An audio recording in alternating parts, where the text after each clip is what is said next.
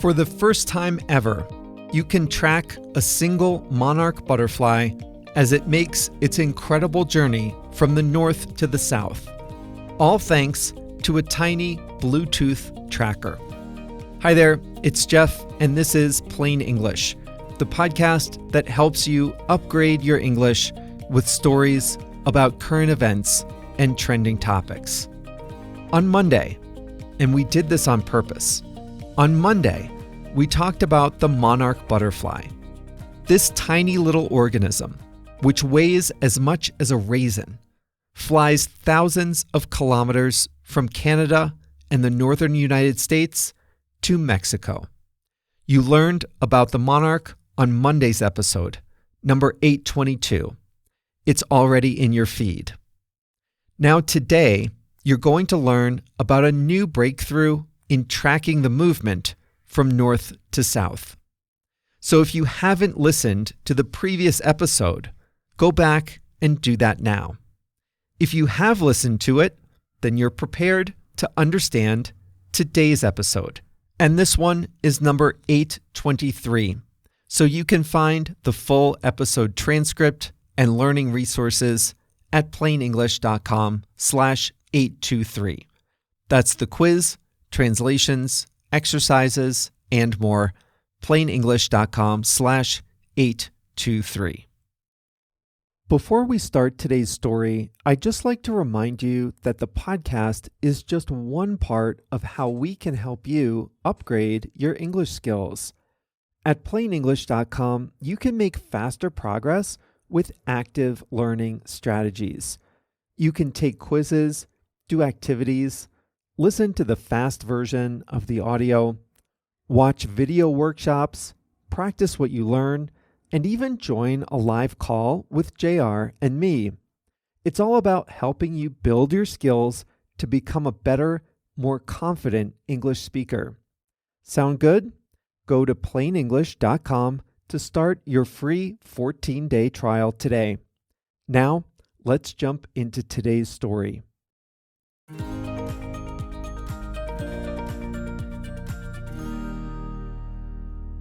The monarch butterfly makes one of the most remarkable migrations in nature. Every fall, millions of monarch butterflies travel from Canada and the northern United States to Mexico, a journey of several thousand kilometers. Scientists have long known about the monarch butterfly migration, but the details were always fuzzy. For example, what route did they take? Did monarchs stop along the way? And did they ever get lost?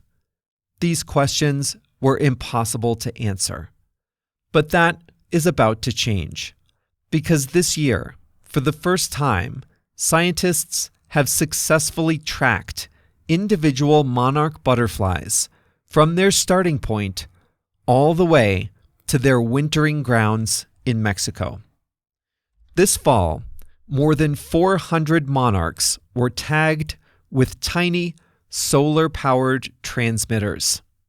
Their movements appeared on a public map where anyone could see them: scientists, hobbyists, or anyone curious about butterflies. This is quite a change from the previous way of studying the monarch migration. Here's how it used to work. Scientists would place stickers on individual monarch butterflies in the north, and then try to find those very same butterflies in Mexico after the migration. But as you can imagine, this presented some problems. First, only about a quarter of butterflies survives the long journey, and those that did survive didn't exactly announce themselves. Scientists had to search for the individual butterflies with stickers on them. You won't be surprised to learn that fewer than 1% of tagged butterflies were ever found in Mexico. And even when they were found, the data only showed where a butterfly started and where it ended. everything in between was a black box. But now, a wildlife tracking company called Cellular Tracking Technologies has developed a tiny device that can attach to a butterfly. And the device sends occasional Bluetooth signals during the butterfly's journey, allowing scientists to track the movement of a specific butterfly as it flies thousands of kilometers. The device is called the BluMorpho. It weighs just 60 milligrams, about the same as 3 grains of rice. It's solar powered, so it doesn't need a battery. Anytime it comes within 300 feet of a phone with Bluetooth enabled, its location is tracked. It uses a similar idea to the Find My Device apps. So as a result, millions of everyday devices act as passive receivers for the butterfly tracker. The device was tested over the last few years. In 2024, a single monarch butterfly named Lionel was tagged with the device. Lionel was tracked from Cape May, New Jersey to St. Augustine, Florida, where, sadly, Lionel died before reaching Mexico. This was sad but not unexpected. About 3/4 of monarchs die before they reach their destination. But Lionel did an important job. He proved that the tracker worked. And this year, 2025, scientists implemented the first full-scale tracking of monarchs. They outfitted 400 butterflies from Canada, the United States, and the Caribbean with BluMorpho trackers. They developed an app called Project Monarch that would display the location of each tracked butterfly during its journey. Then they sat back and watched. The app filled with movements of butterflies as they moved south. And in November, a butterfly codenamed JMU-004 became the first tagged butterfly to arrive at its destination. It was the El Rosario Sanctuary in Mexico. Hours later, the second one, MW026, arrived. The data on all 400 are still coming in. But so far, the tracking has shown some remarkable things. Some butterflies go over dry land the entire way, while others hug the east coast of the United States. Some were blown far off course, way out over the ocean, but they later recovered and returned to their path. Some crossed the Great Lakes, while others went around them. And when they got to Mexico, some settled in the first large colony they found, while others bypassed the big colonies and went further to smaller sites. Groups of monarchs can face the same obstacles. For example, a group of monarchs over the U.S. state of Oklahoma was held up for 3 weeks because strong winds pushed them backward. When the winds shifted, they all continued their journey. Scientists will study this cohort of monarchs, and future years will have larger samples. But it's not just scientists who are using the new trackers. Schools are using the app to teach children about nature. Local zoos track individual butterflies as they pass overhead. What about the northbound route? That's more complicated. While individual monarchs make the long southbound journey, it takes several short generations of monarchs to move back north. So no single butterfly makes the return journey.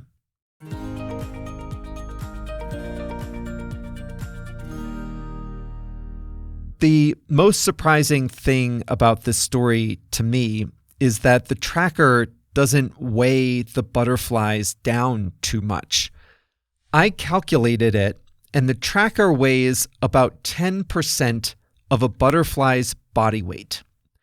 That's like a person weighing 70 kilograms carrying around a 7-kilogram backpack or a bowling ball all day and all night. But it worked.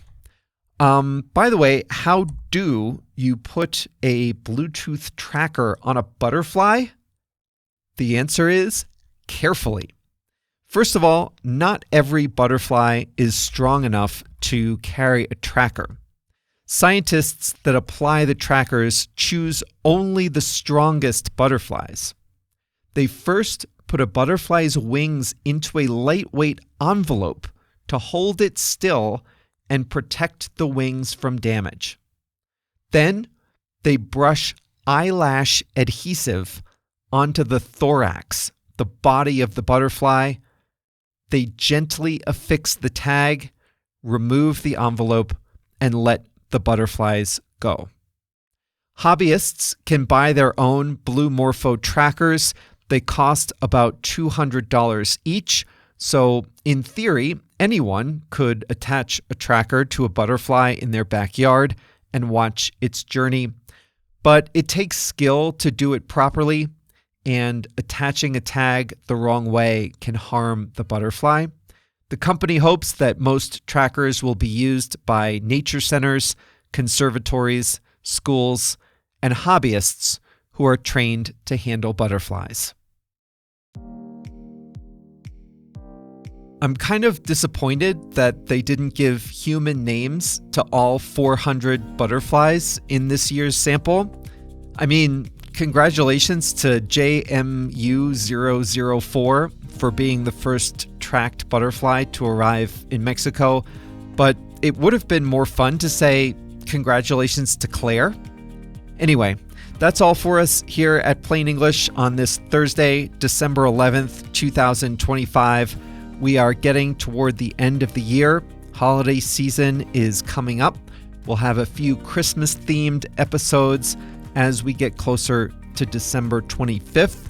This year, both Christmas and New Year's Day fall on Plain English days, Thursdays, so we'll do some holiday-themed episodes. But for now, you can visit plainenglish.com/823 for the transcript of today's episode, the translations, exercises, and more, all at plainenglish.com/823. We'll be back with a new episode on Monday. See you then.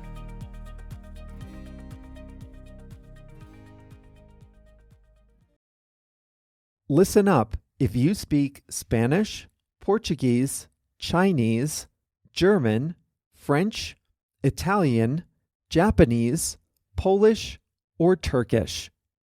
One of the most frustrating things about listening and reading in a second language is being confused by unfamiliar words or phrases.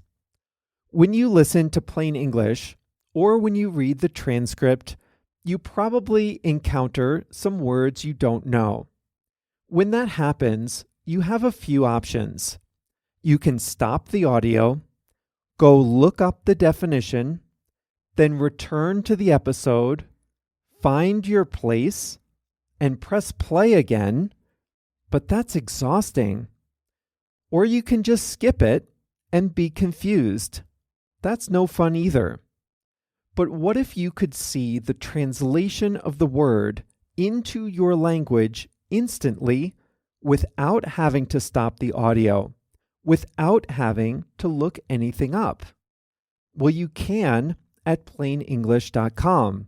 For each episode, we translate about 100 words and phrases from English to 9 languages: Spanish, Portuguese, Chinese, German, French, Italian, Japanese, Polish, and Turkish. And we highlight those words in blue. All you have to do is hover your mouse over the highlighted word and you'll see the translation instantly. It works great on mobile too. It really makes listening a lot more satisfying, and it's a great way to expand your vocabulary in English. The best way to see these translations is to sign up for a free 14-day trial at plainenglish.com. During your trial, you can read as many transcripts as you like, all with the translations into your language. So sign up for your free trial today at plainenglish.com.